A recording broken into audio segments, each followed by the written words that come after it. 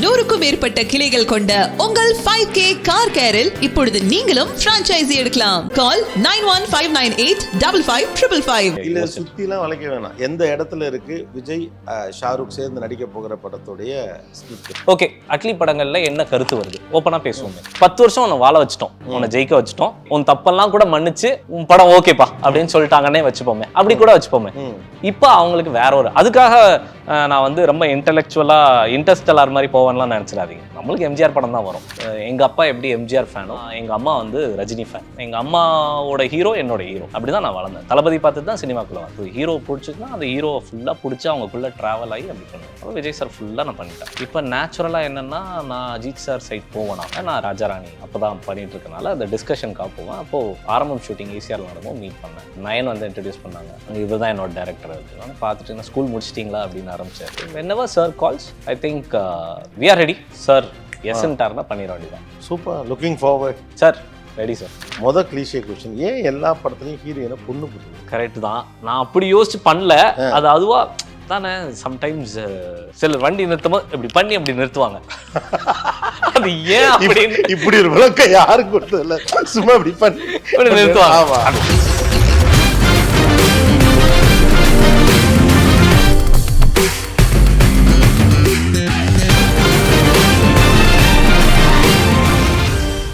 ஹாலிவுட்டுக்கான ஒரு முயற்சி ஒரு பக்கம் போயிட்டு இருக்கு. பேரலா ஒரு பயங்கரமா ஒரு கதை எழுதுவோம் அப்படின்னு வழக்கம் போல உட்காந்து இல்ல சுத்திலாம் வளைக்க வேணாம். எந்த இடத்துல இருக்கு விஜய் ஷாருக் சேர்ந்து நடிக்க போகிற படத்துடைய ஸ்கிரிப்ட்? என்னோட அடுத்த 10 years அவங்கெல்லாம் ஒன்று சொல்றாங்கல்ல, ஏதாச்சும் வேற ஒரு ரூட்ல ஒன்று பார்க்க முடியுமான்னு, அதை நோக்கி ஜென்யூனா பயணிச்சுட்டு இருக்கேன். அதுல இதெல்லாம் வரும்ன்றது எனக்கு தெரியுது. I'm towards it, but something I'm going to make which you have not seen with me or in some point of timeல லாஸ்ட் ஒரு 20 yearsல நம்ம பார்க்காத ஒரு வேர்ல்டுக்குள்ள நான் அவங்க எல்லாரையும் கூப்பிட்டு போகணுன்ற ஒரு பேசிக் கருத்தோடு தான் இப்போ ஒர்க் பண்ணியிருக்கேன். இதுதான் honest. Today's my mind set is okay. Atlee படங்கள்ல என்ன கருத்து வருது ஓப்பனாக பேசுவோமே. என்ன எப்பா படம் நல்லா இருக்கு, ஃப்ளாஷ்பேக் நல்லா இருக்கு, எல்லாம் இருக்கு, ஃப்ளாஷ்பேக் இருக்கு, ஹீரோயின் செத்துருது, அதுக்குள்ளே தான் வரேன். இந்த காப்பி இந்த கருத்துக்குள்ளெல்லாம் வரல. அது வந்து என்னைக்காக இருந்தாலும் இருக்க தான் போகுது. அது நான் பண்ணதை யாரோ ஒருத்தர் பண்ணியிருக்க போகிறாங்க, இல்லை 80 வருஷத்துக்கு முன்னாடி ஒருத்தர் நோட்டில் எழுதியிருப்பான், ஏதோ ஒன்று இருக்க போகுது. அதில் எனக்கு பிரச்சனை இல்லை. பட் இந்த வட்டத்துக்குள்ளே இல்லாத ஒரு பயங்கரமான மாஸ் கமர்ஷியல், அதே சமயத்தில் இது வரைக்கும் நம்ம ஒரு 30 years போகாத ஒரு வேர்ல்டுக்குள்ளே கூப்பிட்டு போகிறதுக்கு ரொம்ப முக்கியமான ஒரு ரைட்டர் ஹாலிவுட்லேருந்து கொலாபரேட் ஆகிறேன். ஓகே, இந்த ப்ராஜெக்ட்டுக்கு அடுத்து பண்ணுறதுக்கு அது என்னவா இருக்குன்றது தான் சுவாரஸ்யம். இல்லைண்ணே, நான் உடச்சி பேசுறதுக்கு ஒன்றுமே இல்லைண்ணே. நம்ம நாளைக்கு போய் அந்த கதை ரெடியாகி அவங்க 2 பேரும் ஓகேன்னு சொல்லும் போது அந்த கதை ஓகே.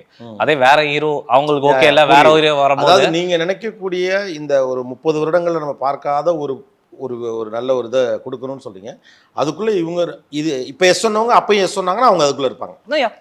ஓகே, ஹிந்தியில் போயிட்டு ஒரு சின்ன ரோல் பண்ணுறது அப்படிங்கிறத தாண்டி மாதிரி யங் டைரக்டர்ஸ், ஹிந்தியுடைய பெரிய ஸ்டார்ஸ் தமிழ் ஃபிலிமுக்குள்ளே வரணும் அப்படின்னு அதை எடுத்துகிட்டு வந்தீங்க.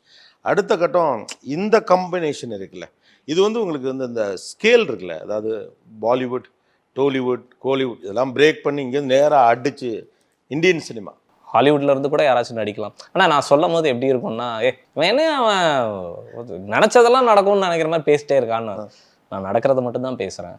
நான் நினச்சதெல்லாம் பேசினா அதுதான் மிகையாக இருக்கும். இது உங்களுக்கு மிகையாகப்படுறது என் வாழ்க்கையில் நடந்துட்டுருக்கு. அவ்வளோதான். அது ஏன் தப்பு இல்லை, அது உங்கள் தப்பு. ஓகே, ஸோ எனக்கு என் வாழ்க்கையில் நான் என்ன உழைச்சனோ அதுக்கான வெகுமதி எனக்கு வந்துக்கிட்டே இருக்குது. Of course there are very good approaches from a Hollywood. Of course very good biggest stars of the country has approached me. எதுலேயுமே நான் வந்து உடனே குதிக்கலை. ஆடியன்ஸோட கருத்து ஏதாச்சும் ஒன்று இவன் வித்தியாசமாக பண்ணுவானா அப்படின்னு 10 வருஷம் உன்னை வாழ வச்சுட்டோம், உன்னை ஜெயிக்க வச்சுட்டோம், ஓகே உன் தப்பெல்லாம் கூட மன்னிச்சு உன் படம் ஓகேப்பா அப்படின்னு சொல்லிட்டாங்கன்னே வச்சுப்போமே, அப்படி கூட வச்சுப்போமே. இப்போ அவங்களுக்கு வேற ஒரு அதுக்காக நான் வந்து ரொம்ப இன்டெலெக்சுவலா இன்டர்ஸ்டெல்லார் மாதிரி போவேன்லாம் நினைச்சிடாதீங்க. நம்மளுக்கு எம்ஜிஆர் படம் தான் வரும். ஆனால் அதை இது வரைக்கும் பார்க்காத வேர்ல்டு வேற மாதிரி புதுசாக எல்லாருக்கும் இருக்கிற மாதிரி ட்ரை பண்ணணும், முயற்சி பண்ணிட்டு இருக்கேன். நீங்கள் ரஜினி சாருடைய ஃபேனும் கூட இல்லையா? எக்ஸாக்ட்லி. இப்போ இயல்பாகவே ஒரு எதிர்பார்ப்பு இருக்கும். ஏன்னா ஓகே விஜய் வச்சு பண்ணிட்டாரு, ஷாருக் வச்சு பண்ணிட்டாரு, ரஜினி கூட ஒரு படம் பண்ணுவாரா அப்படின்னு ஒரு இருக்கும். இந்த கேள்விகள் நீங்கள் சந்திச்சிருப்பீங்க. அப்படி எதுவும் கதைகள் இருக்கா? எப்பயாவது நீங்கள் பேசியிருக்கீங்களா? ரஜினி சார் வந்து ரொம்ப ஆக்சுவலாக வந்து நான் வந்து பயங்கரமான ரஜினி வெறியன். அதில் டவுட்லாம் கிடையாது.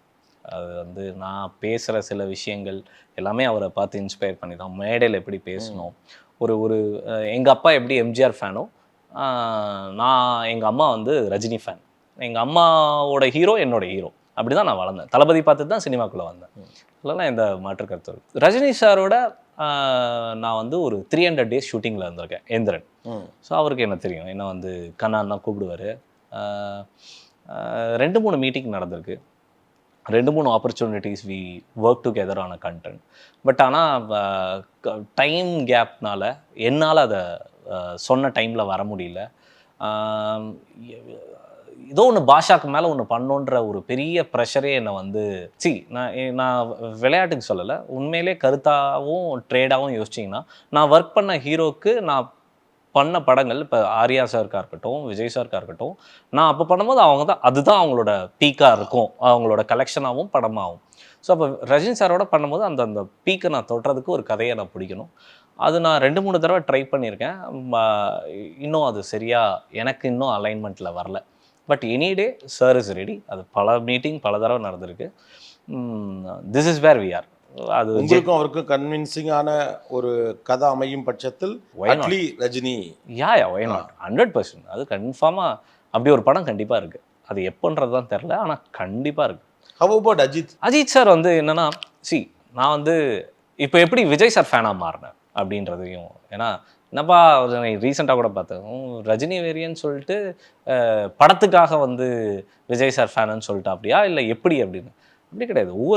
அதாவது நம்ம வளரும் போது தான் நம்ம நான் விஜய் சாரோட நண்பன் ஒர்க் பண்ணும் போது நான் விஜய் சார் ஃபேன் கிடையாது. விஜய் சாரோட டெய்லி இருக்க அந்த personal character and approach towards a human எனக்கு ரொம்ப பிடிச்சிருந்தது. நான் ரஜினி சாரோடும் ஒர்க் பண்ணியிருக்கேன், விஜய் சாரோடய ஒர்க் பண்ணியிருக்கேன். நான் விஜய் சாரோட ஒர்க் பண்ணும்போது அந்த பர்சனல் ஹியூமனிட்டி எனக்கு ரொம்ப பிடிச்சிருந்தது. என்னை கூப்பிட்டு நான் பார்க்க ரொம்ப சுமாராக இருப்பேன், இன்டலெக்சுவலாக இருக்க மாட்டேன், பட் மை ஒர்க் அவருக்கு பிடிச்சி he called me to his caravan on the last day of shoot, Nanban ஷூட்டில்.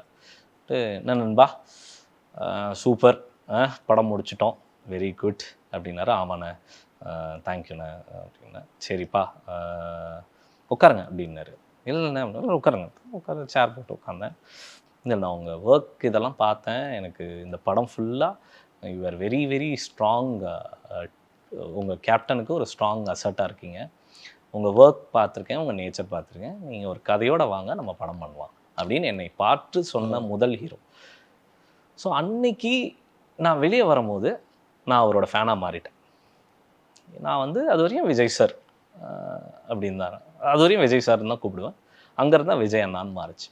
So என்னை பார்த்து என்னை ஐடென்டிஃபை பண்ண ஒரு person. Then I went in to his film zone. எப்படி அவர் படங்கள் எப்படி என்ன ஏதுன்னு அப்படி தான் ஒரு ஃபேனாக மாறினேன். நான் விஜய் சார் ஃபேனாக மாறி I was obsessed. Vijay sir எப்படி நிற்பார், எப்படி நடப்பார், அவருக்கு என்ன சீன் வைக்கணும், என்ன வைக்கக்கூடாதுன்னு அப்படி தான் ஒரு கதை பண்ணுவேன்.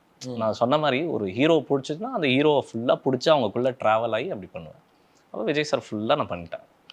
இப்போ நேச்சுரலாக என்னென்னா நான் அஜித் சார் சைட் போவேனா, அந்த கியூரியாசிட்டியே இருக்குது. அஜித்தோட எப்போ படம் பண்ண போகிறீங்க? அஜித் சார் வந்து எனக்கு ரொம்ப பிடிக்கும். சாரோட கண்டிப்பாக நான் படம் பண்ணணும்னு ஸ்கிரிப்டெல்லாம் வச்சுருக்கேன். ஃபஸ்ட்டு என்னை இன்ட்ரடியூஸ் பண்ணது வந்து நயன் இன்ட்ரடியூஸ் பண்ணாங்க. ஆரம்பம் ஷூட்டிங்கில் இருந்தாங்க, நான் ராஜாராணி அப்போ தான் பண்ணிகிட்டு இருக்கனால அந்த டிஸ்கஷனுக்காக போவேன். அப்போது ஆரம்பம் ஷூட்டிங் ஈஸியாக நடக்கும், மீட் பண்ணேன். அப்போது நயன் வந்து இன்ட்ரடியூஸ் பண்ணாங்க, இவர் தான் என்னோட டேரக்டர் அப்படின்னு. பார்த்துட்டு என்ன ஸ்கூல் முடிச்சிட்டிங்களா அப்படின்னு ஆரம்பித்தார். So started with a fun note, கரெக்டாக பண்ணிவிடுங்க அப்படின்னு நல்லா அட்வைஸ் பண்ணார். ஸோ அப்புறம் எங்கள் அம்மா அவருக்கு ரொம்ப பிடிக்கும். 2-3 ஆப்பர்ச்சுனிட்டிஸ் கதை சொல்லணுன்றதை நான் சுரேஷ் சந்திர அண்ணன்ட்ட சொன்னேன். அது கரெக்டாக அமையாமையே இருக்குது, அமையிற அன்னைக்கு வெடியாக தான் இருக்கும். கண்டிப்பாக பண்ணுவேன், கண்டிப்பாக அவரோட பண்ணணுன்ற ஆசை இருக்குது. அண்ட் என்னோட ஒரு முக்கியமான டஃப் டைமில் அவரோட கன்சர்னை எனக்கு சொன்னார், கவலைப்படாதீங்கன்னு. ஸோ ஐ திங்க் பேசினாரா? யா. ஸோ சுரேஷ் சந்திராமன் மூலியமாக. So I think he was always nice gentleman. கண்டிப்பாக ஒர்க் பண்ணணுன்றது எனக்கு இருக்குது. எஸ்ன்னு சொல்லிட்டாருன்னா ஒரு படம் கண்டிப்பாக பண்ணுவேன். ஸோ அஜித்துக்கும் உங்கள்ட்ட ஸ்கிரிப்ட் இருக்குது? யா நம்ம என்னென்ன மாஸ் ஹீரோ தானே, மாஸ் ஹீரோக்கு படம். ஸோ கண்டிப்பாக அவருக்கு ஒரு பயங்கரமான ஸ்கிரிப்ட் ஒன்று இருக்குது. ஸோ எல்லாம் கூடி வந்தால் டெஃபினட்டாக இல்லை, அது நிறைய பேரோட எதிர்பார்ப்பாகவும் இருக்குது. 2-3 அக்கேஷனில் நான் இந்த கதை இவருக்கு பண்ணும்பா அப்படின்னு லைன் லெவலில் எடுத்து வச்சதும் இருக்குது, ஃபுல் ஸ்கிரிப்டாக எடுத்து ரெடியாக இருக்கிறதும் இருக்குது. whenever sir calls I think we are ready. Sir எஸ்ன்ட்டார்னா பண்ணிட வேண்டியதான். Super, looking forward. Sir ready sir. 2-3 cliche questions இருக்கு. அண்ணா கிளீஷே கொஸ்டின், ஏன் எல்லா படத்துலையும் ஹீரோயினை கொண்டு போடுறீங்க? கரெக்ட் தான், நான் அப்படி யோசிச்சு பண்ணல. அது அதுவா தானே. சம்டைம்ஸ் சிலர் வண்டி நிறுத்தும்போது இப்படி பண்ணி அப்படி நிறுத்துவாங்க.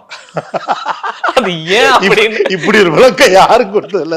சும்மா இப்படி பண்ணி நிறுத்துவாங்க. அது இப்படி நிறுத்தலாம். அது என்னமோ அதுல ஒரு ஹை.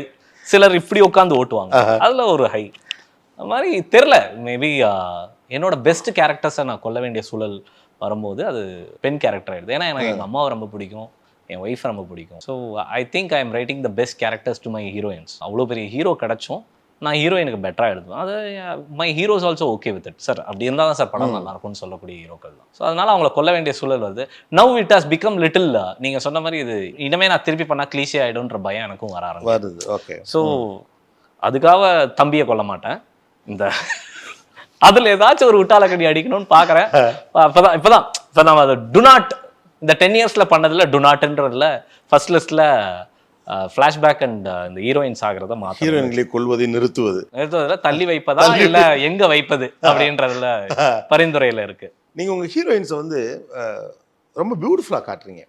அதை நான் காட்டுறீங்கன்னா அவங்க அழகான ஃப்ரேமில் அப்படின்னு இல்லை, அவங்களுக்கு வைக்கிற காட்சிகள்.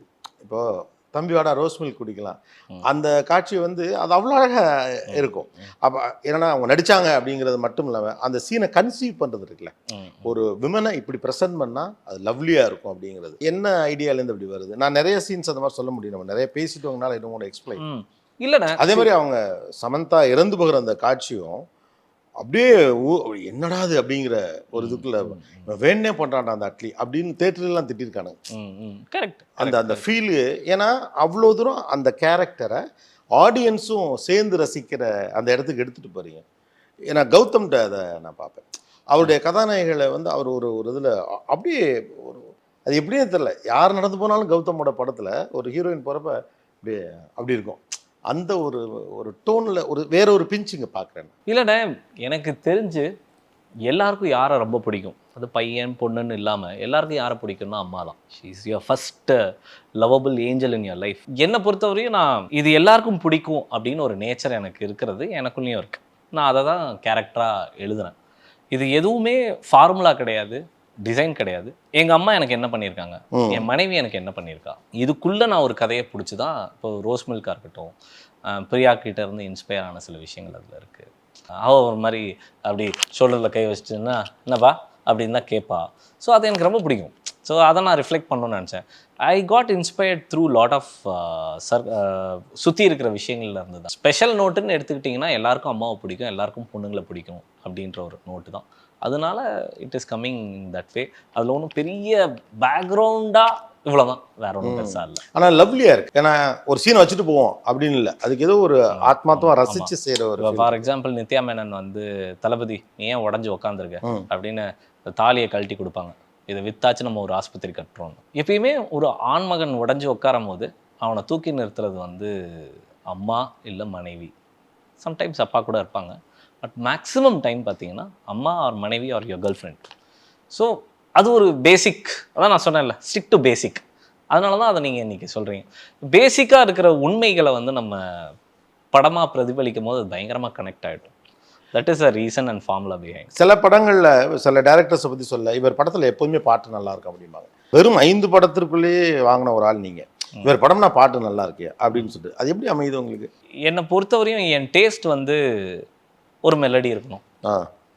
எப்படிப்பா மெலடி வரும் படத்தில்? சரி ஓகே யோசிச்சு வைங்க, ஒரு ஓப்பனிங் சாங் வேணும், ஒரு குடும்ப பாடல் ஒன்று வேணும், ஒரு ஒரு ஒரு உணர்ச்சி பூர்வமான ஒரு பாடல் வேணும். அப்படின்றது வந்து நான் ரசித்த சினிமாக்குள்ளே இருக்கக்கூடிய பேசிக் ஃபார்முலா. இப்போ சங்கர் சார் அதை பண்ணியிருக்காரு, அதுக்கு முன்னாடி எம்ஜிஆர் சார் படங்கள், ரஜினி சார் படங்கள் அது இருக்கும். ஸோ லேர்னிங் ஃப்ரம் எல்டர்ஸ் தான். இதெல்லாம் பண்ணி சாதிச்சவங்ககிட்ட இருந்து நான் என் ஃபார்முலாக்குள்ளே வைக்கக்கூடிய இதுதானே ஒழிய என் taste keeping with very simple and closer to heart தானே. இது பிடிக்கும் அப்படின்னு. எனக்கு பர்சனலாக தோன்றது வந்து உங்களுக்கு ஒரு கலர் சென்ஸும் மியூசிக் சென்ஸும் நேச்சுரலாகவே உங்களுக்கு ரொம்ப நல்லா இருக்கு அப்படின்னு ஃபீல் ஆகும். அடுத்தது கேள்வி இல்லை, just it's appreciation note. I just wanted to tell you as a television anchor எனக்கு அந்த ஆன்சர் ரொம்ப பிடிச்சிருந்தது. ஒரு ஓப்பனிங் ஷாட்டை நீங்கள் எப்படி வைப்பீங்கன்னு ஒரு கொஸ்டின். ரொம்ப சிம்பிளாக பை நேச்சர் இருக்கிற விஷயங்கள் தான் வரும். நீங்கள் என்னை எத்தனை முறை பேட்டி எடுத்தாலும் என்னோட பதில் ரொம்ப இன்டெலெக்சுவலாலாம் இருக்குது, ஆனால் பேசிக்காக இருக்கும். அதுக்கு காரணம் ஐம் அ பேசிக் பர்சன். நான் இப்போ ஒரு ஹீரோயிசம் சீன் எப்படி எழுதுறது, எப்போ ஹீரோயிசம் ஃபீல் பண்ணியிருக்கேன் அப்படின்னா அதான் அப்படியே க்யூவில் காலிலேருந்து நின்று எதுக்கடா நிற்கிறோம், எங்கடா போய் வந்துருச்சா வரல வந்துருச்சா அப்படியே நெருங்க டிங்கு டிங்கு டிங்கு டிங்கு டிங்குன்னு வரும். அது ஒரு ரிதம். அப்படி போய் ஒரு 5 நிமிஷம் தான் அந்த சாமியை பார்க்கும்போது கிருகிருன்னு புல்லரிக்கும், வெளில வந்துடும். அந்த மொமெண்ட்டை அந்த வருஷம் ஃபுல்லாக செரிஷ் பண்ணுவோம். இதுதான் ஒரு நம்பிக்கையை நம்ம பார்க்கும்போது, ஒரு ஹீரோன்றது ஒரு நம்பிக்கை. அந்த நம்பிக்கையை நம்ம காட்டும் போது இந்த ஆறாவை கொண்டு வரும், அவ்வளோதான்.